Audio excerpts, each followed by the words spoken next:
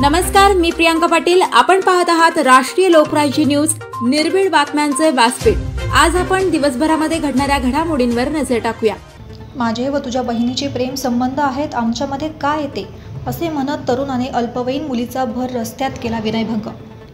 श्रीरामपूर तालुक्यातील एका विद्यालयात 10वीच्या वर्गात शिकणाऱ्या एका विद्यार्थिनीची छेड काढणाऱ्या तरुणाविरोधात तालुका पोलीस ठाण्यात विनयभंगाचा गुन्हा दाखल केला असून 3 दिवस झाले तरी आरोपी मोकाट आहे। प्रकाश बाळासाहेब बारसे, वय 20, राहणार कारेगाव असे आरोपीचे नाव आहे।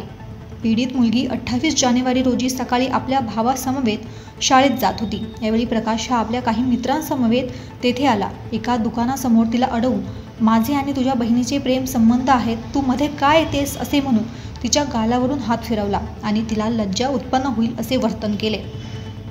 या प्रकाराने घाबरलेल्या मुलीने सर्व प्रकार वडिलांना सांगितला। त्यानंतर वडिलांसमवेत तालुका पोलीस ठाण्यात येऊन फिर्याद नोंदवली। दरम्यान याच आरोपीने 26 जानेवारी रोजी देखील खडे मारून तिला त्रास दिला होता।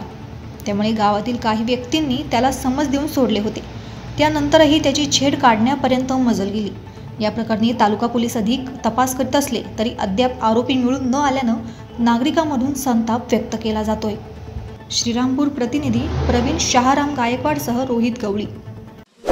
ताज्या बातम्यांसाठी आणि अपडेट्ससाठी राष्ट्रीय लोकराज्य न्यूज चॅनलला सबस्क्राईब करा, तसेच लाईक आणि शेअरही करा।